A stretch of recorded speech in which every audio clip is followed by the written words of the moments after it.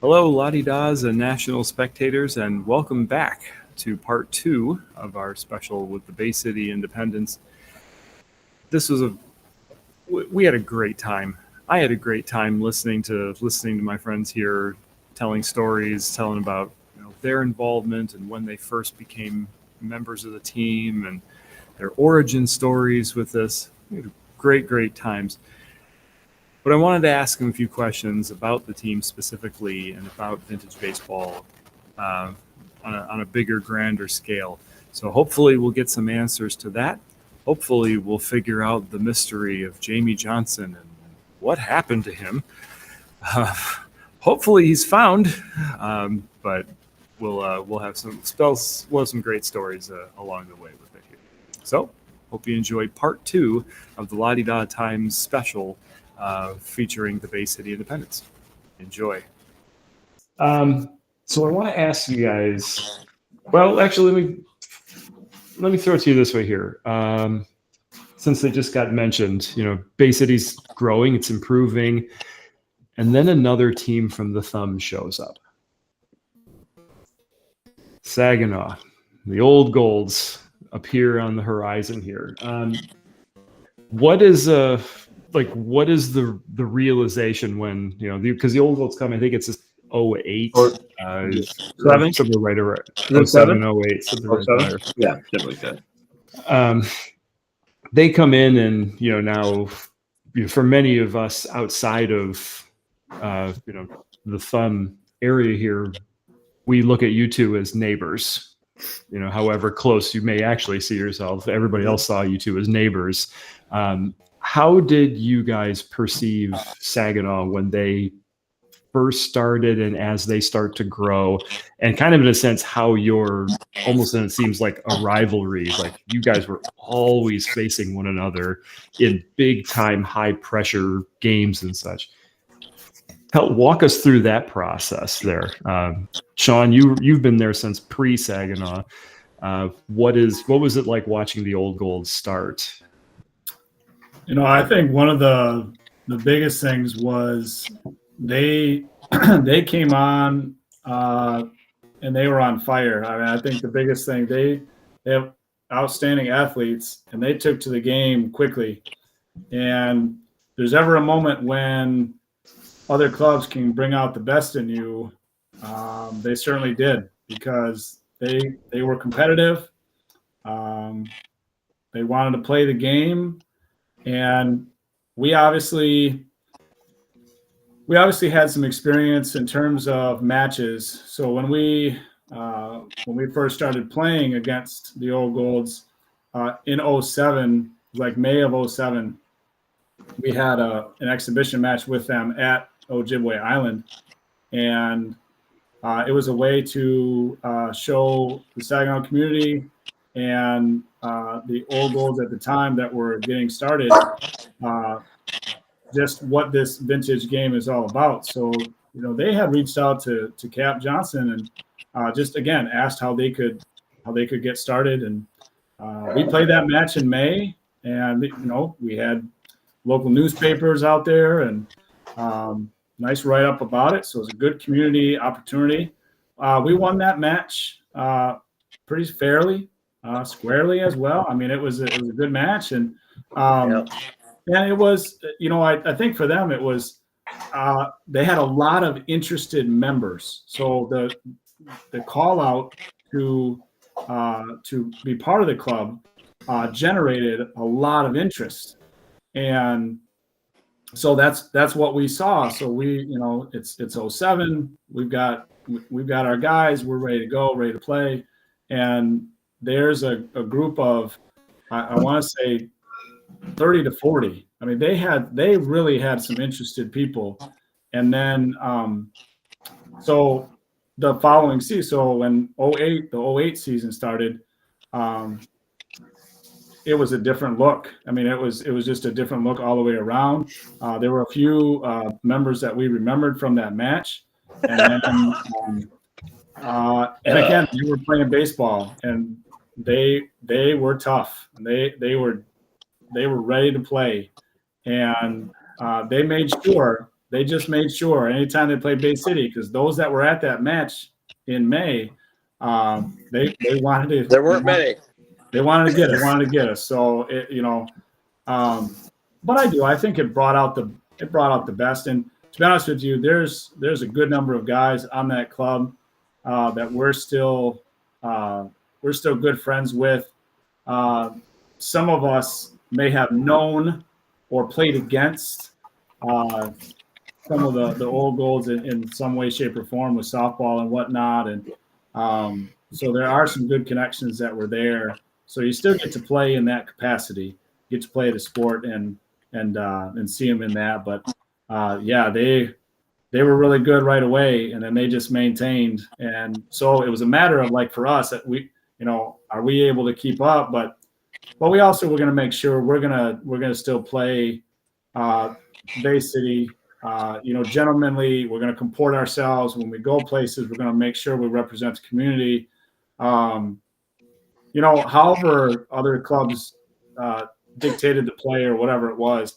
I do remember vaguely, that we went to a match. We actually had a match out there and at Ojibwe. It was a couple of years later, so in their season, and they were beating us pretty bad. And to be honest with you, we didn't care. I mean, we were having fun. I think there was some point where some of their leadership had asked if we wanted to quit, and we're like, no. You brought your people out here today. You brought your community out here today. We're going to keep playing. It's fine. But for us, it was like, we understood it was an exhibition. It was a match. We're still having fun. And we got beat bad. But, I think at that point, we started realizing, all right, yes, we're going to play this game. We're going to be competitive. If we come out on top, we do. If we end up losing, that may happen. But at the end of the day, we could still, it's okay. We lost that match. We're going to play another match. We're going to talk to the guys on their club. We're going to talk to the guys on our club. And then we're going to get ready for our next event, whatever that was going to be, whatever was next. So I just think we try to always keep sight of still playing for the purpose of why we started. And I think that just was able to maintain. But, great competitors on the Eagles for certain. Jeff, I'm going to tell you, Sean is an incredible human being, as that answer exemplifies, because he point counterpoint. Here we go. All right. He said things without saying things. So let me tell you how this worked out. In that May of what was it, 2008, Sean? They reached out. 07. That's correct. They reached out and wanted to know. We want to celebrate Saginaw's history. How can we get you to come down here to play a vintage baseball game? So, all right. Well, we'll come down there. We'll do that. We will do that for you guys, and then we'll show you what to do. We put it on a presentation. I went there with a couple of different guys. We passed out newspapers, gave them information. Richard Curry was there amongst them, as well as a couple other people who wanted to help organize perhaps this event and maybe a club in the future, which was great. And then we did that event. They played in T-shirts and pants and whatever, and it was what it was. The next year we played them, and they had full uniforms, and they did have a very large contingent of people who wanted to play, as Sean said. At the end of the game, I was approached by someone who may or may not be Richard Curry and asked, how do you get the old guys to stop showing up? Because we don't want them to hang around, and we would really rather pare things down and find other people. So, what is what it is. So then we get to the World's Tournament, and we introduce ourselves to this whole new group of people who are wearing uniforms that don't fit. And they are trying to cinch these uniforms that were built for 70-year-old men around their waists. and while we're in the bathrooms and the workout lockers, and it is what it is. And it was a good time, and it ended up being that most of those people, I mean, honestly, a decent core of those guys hung around for a long time. It made up for a really good group of people, but it was originally a much larger group that was turned over with the intention of creating a vintage softball team that Mr. Curry could control. Did you want the honest truth, or did you want something else? But usually, I want whatever you guys are willing to share out here. usually, Jeff going, I'm going to have to edit so much of this. I don't think But we Richard. would, I'm going to tell you, Jeff, we love a lot of those guys that hung around because truly, after a while, they loved the game. At first, that was not the case. I mean, you were looking at people wearing like Oakley shades and flip flops, wandering through the World's Tournament, and that drew a lot of ire from people, not just us, about what it was you were doing and how this needed to change. And there were things that happened because of that. But a large core of those people grew to love that game. And it was funny, as they got a little bit older and got more attuned to things, when there were other groups that came on the scene who did things that were, now that they knew, not quite right, they took umbrage to that. That made me feel pretty good, like later on. But it was one of those things that, it was a learning curve. You had guys that were, superior athletes who were coaxed into playing this game, and then they learned to love the game for what it was. And we can make fun of the way that worked, but the truth be told, they were good people who learned to love this form of the game. It just didn't start that way, which is fine. It's just like when we would get our butts kicked by people who knew what they were doing to begin with. It was the opposite, where we were getting our butts kicked by people who didn't know what they were doing. Which you got stuck. So the he's froze his own computer. He's so fired up he froze himself. He did, I know. So when Saginaw becomes, kind of this bigger, broader team, and you guys are really coming into your own, and this is when Jeff's coming in and Jeremy's coming in, and that core that was part of that founding stage that you, Tom, and Sean are part of here. Like, what were those games like? When you guys are at a peak and they're at a peak, like, what was it like on an insider? Because I can tell you, like, on the outside, we know that we're watching, two of the best maybe in the country, easily the Midwest. What is it like being on the inside, knowing that it's us against Saginaw again? Was it ever different? How did it change, if at all? It felt like we weren't. Go ahead. No, go ahead, Jeremy. It felt very much like we're not chatting for these 9 innings, and then after that we will break bread. That's fine. But it got to be so, it was like every other weekend, that's who you saw. And, it got to be where I felt towards the end of one of the seasons where we played them, I think in 12 or 13, between 12 and 13, out of the 30 some matches, I would say a third of them were against them. That's what it felt like, if not more. But you got to kind of figure out where they hit, what they do, so on and so forth, and they did the same thing with us, to where we're playing matches that are 4-3 and 6-5. Like, they are very low score where it's much more favorable to the hitter in this kind of game, that the defense just got more enhanced because we saw each other so much. Yeah, it kind of became like a Yankees Boston, and like Jeremy said, there were probably 4 years there when Jeremy and I first started, where we would see them every weekend, and we'd go to a tournament, and it just the way it would end up, we'd end up playing them, and we'd end up, we would have our match. We used to do a Thursday night match for Saginaw, and it was like one of they would used to bring out people from the senior living center, and it was kind of both of our tune-ups for Worlds. And towards the end, we're like, man, we've already seen each other 10 times, 12 times this year. Like, do we want to play each other again before we go to Worlds? But they were very competitive matches.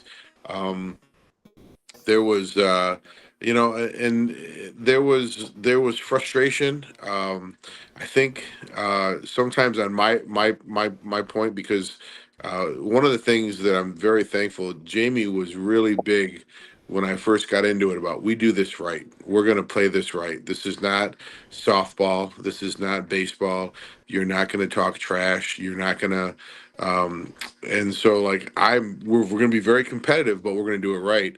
And we would play those teams in the 12 and 13 and 14, and they had a couple guys that would start getting that way, and part of your competitive juices are flowing, and you're like, now why is this guy saying this? Like we're supposed to be showing these people, so you're really intense because you're playing a really good game, and now you're getting even more frustrated because they had a couple guys that would kind of chirp a little bit. You're like, and that kind of added to the rivalry. We knew, all right, if this guy's here at this game, he's going to say something.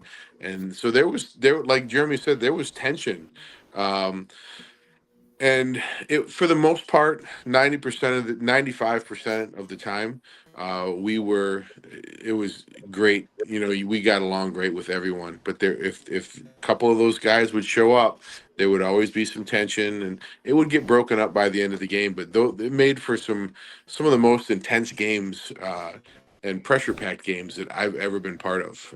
Just because, again, like, we were two very competitive teams who were both kind of at the top of our games at the time. And we hear it all the time. Sean and I both live in Saginaw. So every time we talk about vintage, well, I play vintage ball. I play vintage. And the first thing that comes to mind, you play for the Old Golds. Well, we don't play for the Old Golds. We play for the Bay City Independent. So always having to correct, thinking that that's who we play for, since that's where we live. So we get that. You get that side as well. It's the same thing where you play. You're going to see them at a home and home. Mm-hmm. Then you're going to see them in some tournament, like Jeff had said, where it just matched up that way. You probably, just the way the pools work and how semis and stuff work, finals for whatever in the world, and then you may see them in the state that year. Yeah, that year in 12, for instance, like we saw them in Mackinac Island. We played a home and home with them. We saw them in Worlds. We saw them in the State Cup, and then we saw them in a different tournament. I think it was Walker, when Brooklyn invited us down there. So we played each other 6 times in a matter of like 2 months. Like, you guys sick of playing each other yet?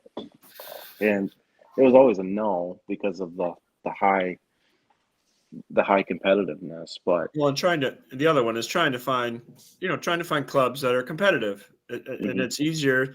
You're not very far away. That helps. Nobody wants to really want to travel very far to meet somebody. But that is competitive, nor do you want to travel very far to somebody that might not be as competitive. Right. They don't want to play you. You may not want to play those, that type of thing. But that's probably one of the easy things, that somebody's actually close by. We can thank them too about for initiating a new, how do I want to put this, exposing us to a new club. Because when they first went out to Gettysburg in 11 or 12, the Brooklyn Atlantics played them. Yeah. And Brooklyn out there is quite big in their Gettysburg Festival and all around the East Coast. And Saginaw went over there, and I believe they beat them, but I'm not sure. And the Saginaw boys actually told them, like, hey, we know that B-City's coming over the next year. You should be able to schedule a match with them. And Schoolboy over in Elkton actually got us together, and we actually got to play them. So we got to know the Brooklyn boys, thanks to, in part, to the match that they had with Saginaw the year before.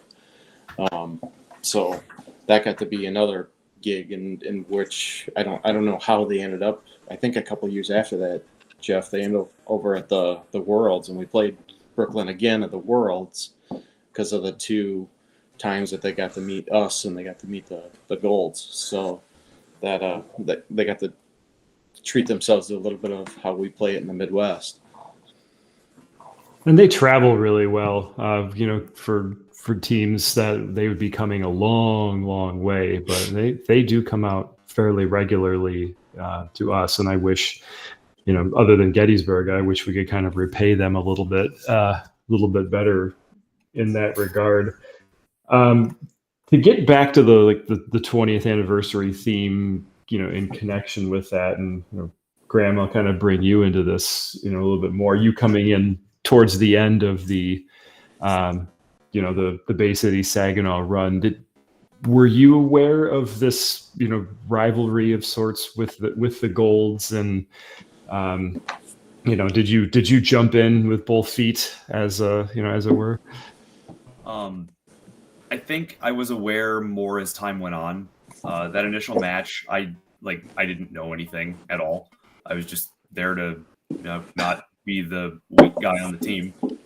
But the more time that I had spent with the Independence Club, and like Jeremy had pointed out, like they'd seen each other 6 times in a season, I kind of got the sense that they did, see each other very often, basically just off of proximity, really. And I got the sense that there was something there, but I didn't feel it was as heated as I later found out as it had previously been. So yeah, I was aware that it was there, just not, I didn't see it firsthand, or I didn't witness it to the extent that it was. And then I learned, the championships at the Worlds, and, that dynamic was happening as well. So again, I didn't see it up front, but I had learned about it after the fact.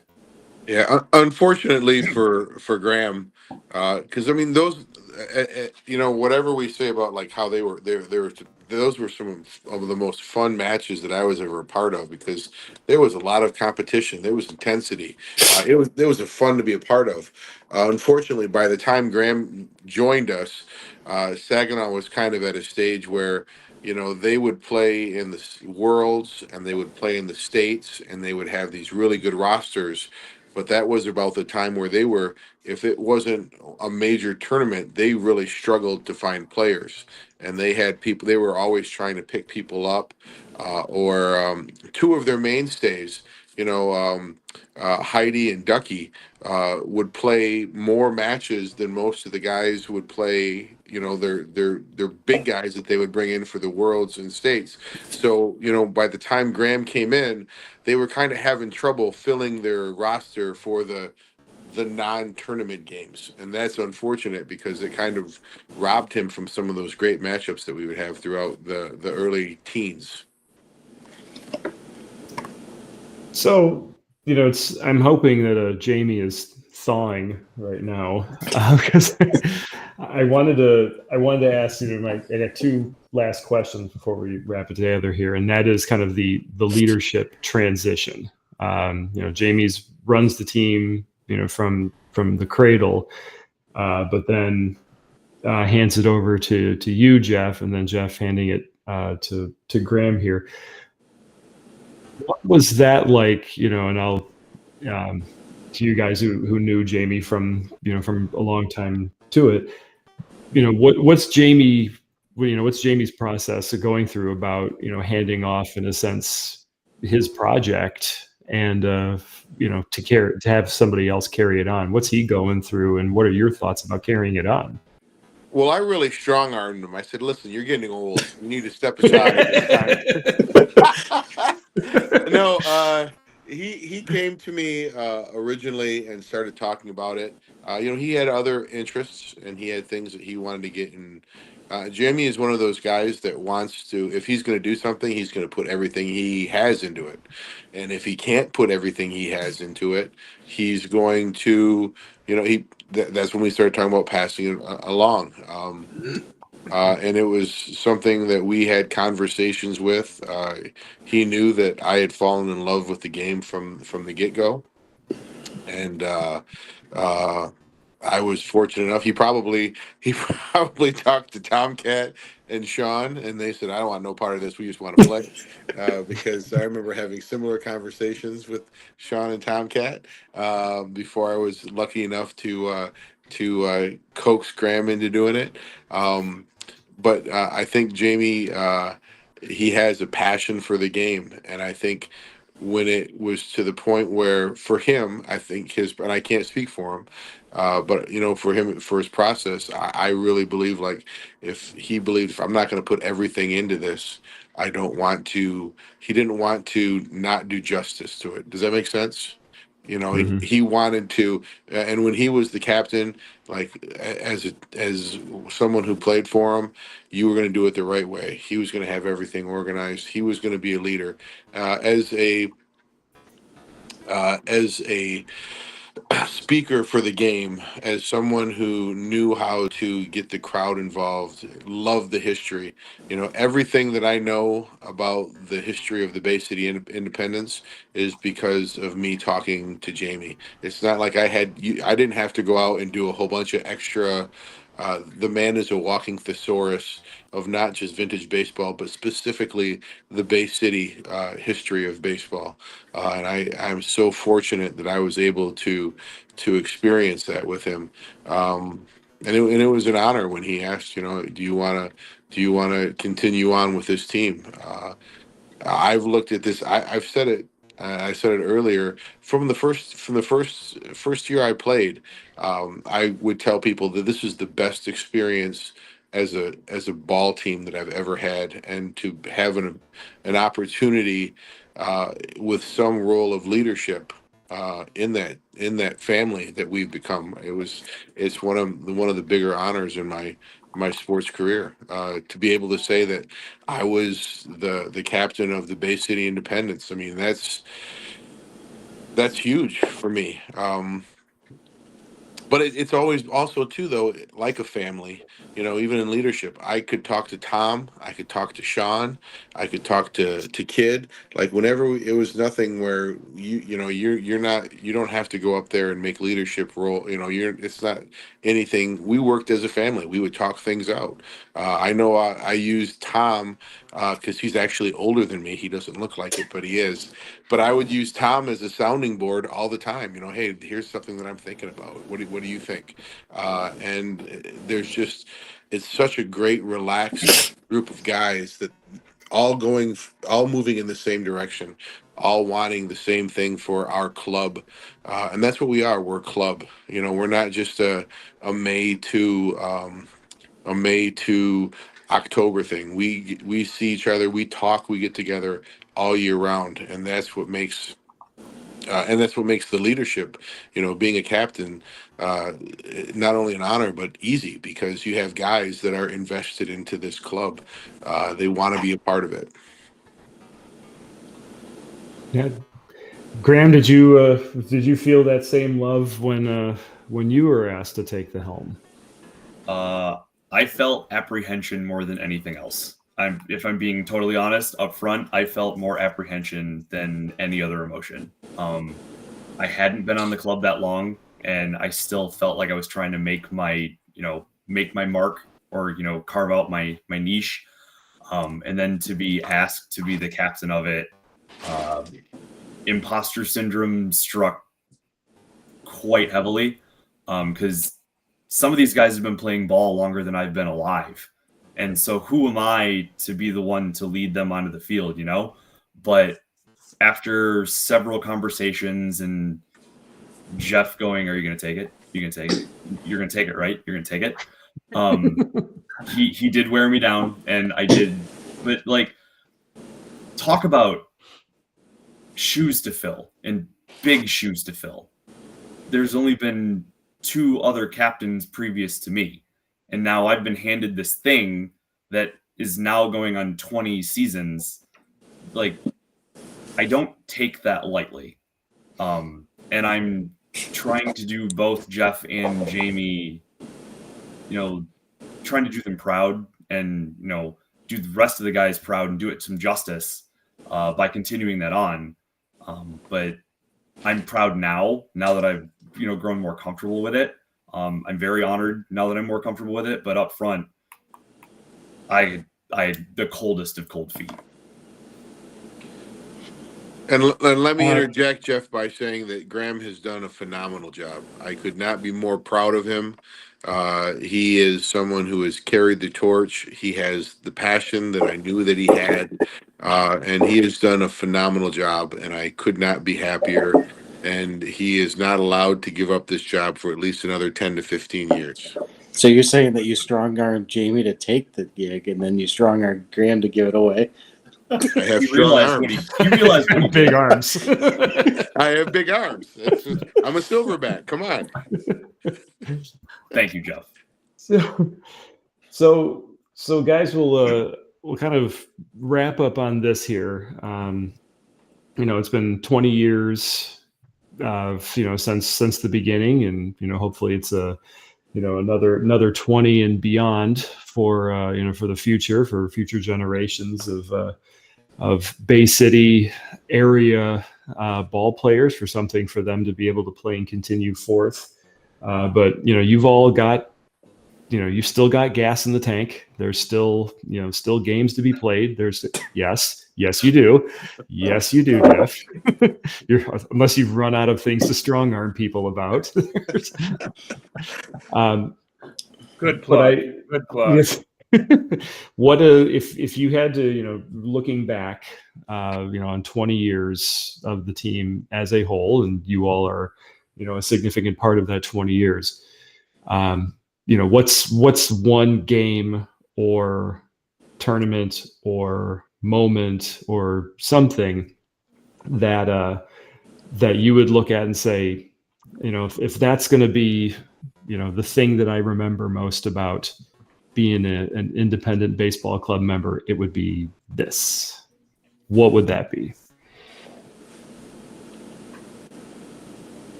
Oh, I'll go Twilight, playing Twilight at the farm, Ben Husen Farm against Rochester. That's probably go, hey, this is all right. You don't normally get to play the Grangers. You play at 1:00 in the afternoon. It's 90 degrees with no shade. We got an opportunity to play at Twilight, and so that was rather enjoyable. That would be one of those that would go down, at least for me. Nice. Who wants to go next? You spoke. Might as well. All right. So for me, a few years back, Grizz, who was one of our regulars, his uncle wanted to get involved, Sawbones. And Sawbones was our umpire for several years before he moved down to Texas and had a very valiant battle against cancer. And I remember one Ohio Cup year, we were going to be short for guys. And Sawbones got a hold of me and he said, hey, if you'd like someone to play, I'll play. I haven't played in years, but I'd love to play. And I said, that would be amazing. I would love for you to come down and play with us. Because if you got a chance to sit around Sawbones or talk to him, just one of the more amazing people that I've met in vintage baseball.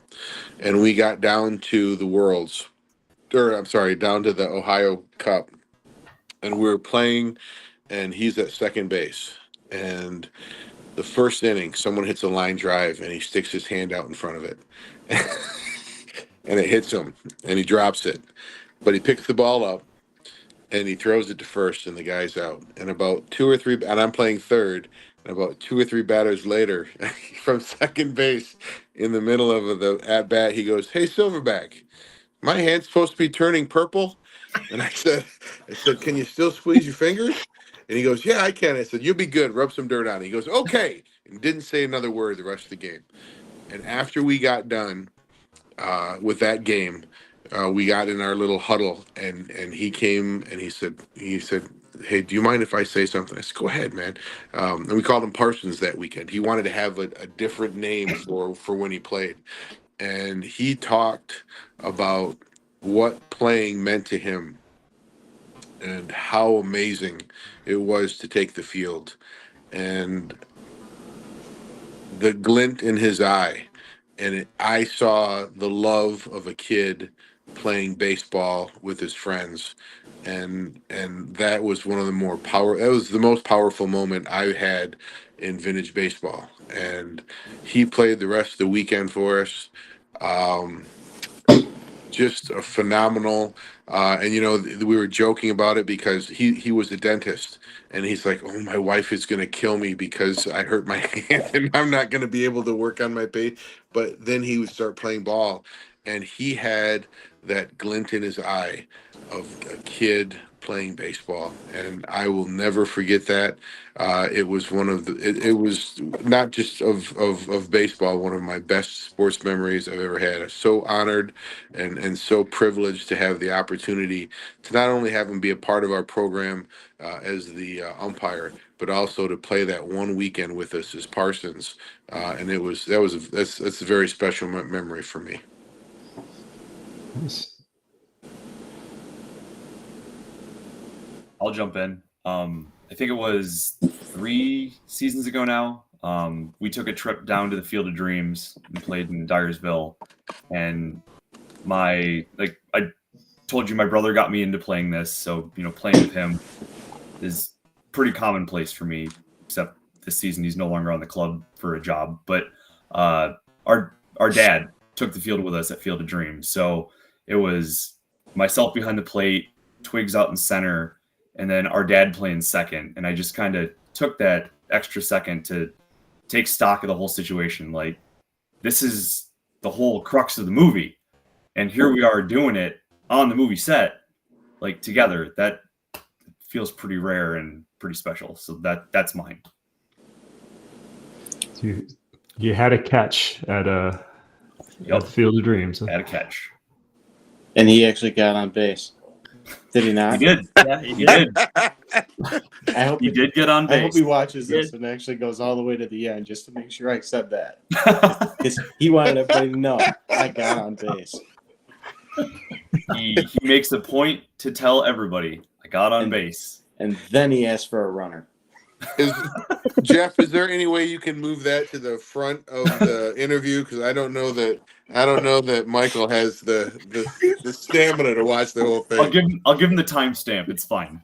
Just make sure you don't release it until after we play tomorrow, because maybe I can steal a beer or two from him. There you go. That's all I gotta ask for. Steal it. He'll willingly give it to you. Beautiful.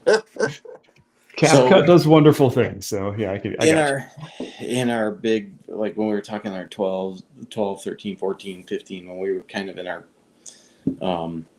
little rivalry with Saginaw, like you mentioned, that state cup match is mine, and only because I was kind of the center of attention when I hit the double for it. We were down, what was it, 5-4, I think, and we loaded the bases a couple, and I hit a rope and I happened to be right through Aussie, and scored 2, and we ended up going up 6-5, and I think we whitewashed him. We must have whitewashed him because we won. We whitewashed him the second half of the inning and ended up winning the state cup right then and there. That's always one that's going to be like kind of etched in my memory, just because I hit one right through and went from there. So I got a couple others, and I'm like, which one do I pick? But that was the one that kind of stuck in my craw. I don't know what. Jeff, can you timestamp that one for Mike Ossie so he can? Yeah. He knows it too, unfortunately. But I mean, to set that up, Doc was actually in front of me, and he's a southpaw on the wrong-hander, and he actually beat the shift. And I don't know if you remember, he laced one down the left field line in order to get on base. So if it wasn't for that, we don't even have a shot at that point in time, because he ended up moving everybody over because everybody shifted over to the right side because he's a left-handed. They just thought he was going to try and hit one over the fence over at Carroll. So I kind of set it up. So Ossie misplayed a ball. He didn't misplay it. No, He didn't have a chance, Jeff. He didn't have a chance. There wasn't a chance. No. It was. It was one of That's these. nice of It was y'all one to of these say. down the line. I did my best to imitate Rope, basically, because that's all he does. Hit Rope and Dost. Dost will do the same thing. Rip it right down the left field line. Tanner, So take us home. I had to stop and think when you said through that 20 years, so many go. But so I'm going to give you like the most recent, and then I'm going to go back to like the beginning of. So I have two. So I'm going to go with the most recent one, and Moonlight touched upon the Field of Dreams. So had a chance to go out when we went Field of Dreams. My son was with us, and yes, we got to play on the field, but the other cool moment was we went out into the cornfield, and my wife ended up taking video of Sean Bam going into the corn, and then me coming out. So it's kind of just a cool moment, and I didn't know anything about it until after. I didn't see it until after, and then other people said they saw it and said what a cool moment that was. So it was really neat to experience that. But going back to the beginning, so something that stuck with me back in 2006, we played in the World's Tournament, and we made it to the championship. We played against the Cloudbusters, and we got crushed, but it was a great experience. That next weekend, we went out to the Silver Ball tournament in New York, and it was our first time out there, and we actually I think we made it to the championship, if I'm not mistaken, and we played the Akron Blackstockings, and you referenced Mark Hepner. And at that moment, we were playing against them, and the game was coming to like time. So it was a timed match, and we were down. However, I think it worked out to where we were the home club, so we would have had last bats. And prior to the inning actually starting, the umpire had said the match will still end in, I don't know, 7 minutes, 8 minutes, or whatever it was. It was a small amount. And so Mr. Hepner had said, so if they stop us and they get their last at bats, they have an opportunity to play it out. And the umpire said, well, no, the match will be done. And he basically stopped right there, and he said, so you're saying that we could have our at-bats, but they cannot have their at-bats. They do not have an opportunity to try to best us. And he said, well, we're not going to put them through that and make it seem, like we get our at-bats and then you guys don't get to have your play, your at-bat. So he had talked to Cap Johnson, and they agreed. They said, well, this is how we'll end it then. And I thought to myself, I'm like, he could have just very easily, taken whatever, I'm going to go out there and we're just going to play it to the end, and, it'll be your turn to at bat, and then we call it good. He called it good prior to that because out of respect for our club and out of respect for the competitive match that we played, because it was a really good match. He just didn't want it to turn out that way. And that was back in 06. I remember it to this day. And it wasn't something that he didn't have to do that. But I think he stood on character and just said, fine match. And if it's going to end that way, that's how it's going to end. And yes, we were a little disappointed because we were hoping we could have had a chance, but it just didn't work out that way. But, to be able to do things in a gentlemanly way, whether it's in your favor or not, and to not have people, they weren't rubbing their noses in it or anything. They were very true gentlemen at that time, and Mr. Hepner was absolutely. So it was just one of those moments that kind of sticks with you, and it's definitely stuck with me. And it certainly reminds you of like why we do this. And I think these past couple of hours now have really kind of showed us like, of why you all do it and why you all continue to do it and have been doing it now for 20 seasons there. I will say I am a little disappointed that none of you mentioned the 2016 World Tournament. Maybe one of the most epic World Tournaments in recent memory. So good that ESPN was there, documented every day. Well, is this the crazy part about that tournament too? Yeah, we got beat by you guys in the final, but we ended up playing. Was that in the one? semis? Oh, we ended up playing the Grangers again in the semis, and then pesky sons of guns. They went all the way to 7 innings with us too. We ended up just getting past them at 8-7 or 7-6. We're not going to talk about that final match though. No one wants to talk about that. And we to speak about Tanner's reputation. There was a close play late in that game at second base where someone was from the Lottie Downs was obviously out because Tanner took the ball and he started running into home plate.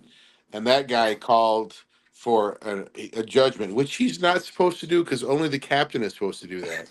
But I'm at third going, who does this guy think he is? If Tanner's running in, it's obviously an out because there is no more honest soul in any baseball than Tanner LaRue. And they ended up calling him safe. And then I went from like, who is this guy to challenge Tanner LaRue to what is that ump looking at? Because obviously if Tanner LaRue said he's out, he's out. He's got to be out. So And I'm pretty sure that match too is one where I'm in and Cougar decides to hit it to his classroom apparently. Wind assisted. It was a wind assisted ball. Jeff, that was a great game, and I'd like to officially congratulate you on that wonderful win in 2016, which we've moved on from, but apparently someone hasn't. But also, while I have a quick minute, I want to thank you for putting this together. I have to be honest with you, like thinking about this today has brought back so many memories. I haven't played much, hardly at all in the last 2 years. But and it made me think about how much I miss these guys, but also the number of smiles that I've just randomly gotten today thinking about memories that I have with this club and vintage baseball and the community and you guys at Greenfield Village. You do such a phenomenal job with keeping the game alive, and what you do is just my hat's off to you. You guys really do it the right way. We appreciate the opportunity just to come in this kind of a forum and talk about our team a little bit. So I thank you for that.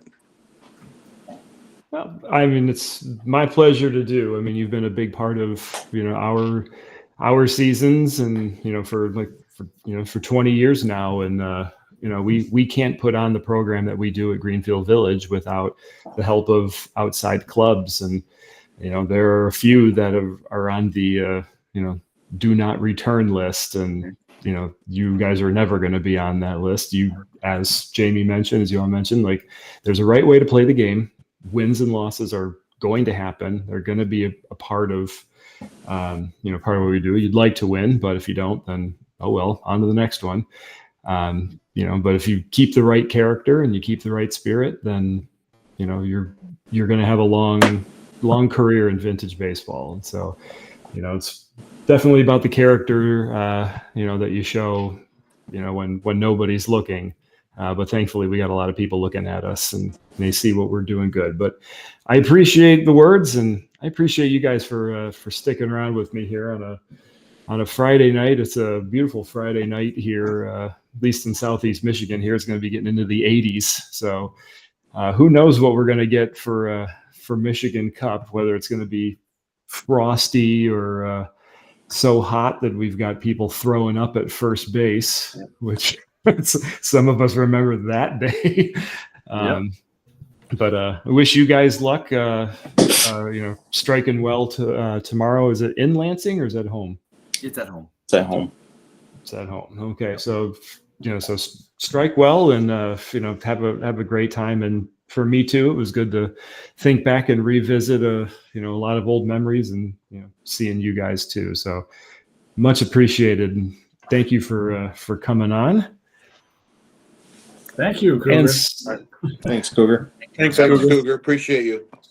yeah, and for all of you listening in here, I checked the numbers and I didn't know how to think about this, but I was thinking like, dozens of people have watched our videos and all this. This will be episode 10, maybe episode 10 and 11 if we split this up. But then I was looking at it and I went, wow, we just hit 500 views on all of our videos here. And I went, wow. So thank you to the 5 people that watched 100 times. It's just Jamie trying to get back in the chat.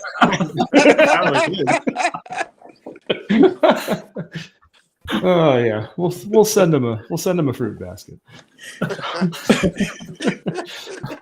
So thank you to everybody who's who has been watching. We hope we will continue to do these more and more often. But to Jeff, Tom, Jeremy, Graham, Sean, and the former Jamie Johnson, who's unfortunately still frozen somewhere in Bay City here. Thank you guys for coming on, and for everybody listening, thank you for your time. Strike well, be safe, and we'll see you one more time here on Walnut Grove. Well, this brings our interview to a conclusion. I had such a great time, and give major thanks to all the members of the Bay City Independents for joining me on this episode here. To Jamie Johnson, Jeff Rawl, Graham Parker, Jeremy Stedry, and Sean and Tom LaRue. It was a great time to have this interview, and we were very much excited about what their 20th season looked like, as well as what the future of Bay City Vintage Baseball is going to be. Just a reminder that Saturday morning, the La-Di-Das and Bay City Independents will be facing one another at 9 a.m., followed very shortly thereafter by the Flat Rock Bear Clan Baseball Club versus the regular Baseball Club of Mount Clemens, with the winners facing off against one another to play for the Michigan Cup, the consolation game to take place right after the second first round game. So we hope that if you have the ability to come out to Carroll Park in Bay City, that you'll do so. Again, this is the final weekend for the La-Di-Das. We play here at Bay City on Saturday, as well as a game on Sunday in Northville against our good friends, the Eclipse. So we hope it's a great weekend. We hope it's a fun weekend, and we hopefully we'll go into the off season healthy and wealthy and full of encouragement for what's still to come. So we thank you all for joining up with us for this special two-part episode spectacular with the Bay City Independents. Encourage you to be well, stay safe, strike well, stay safe, and we look forward to seeing you on Walnut Grove again real soon.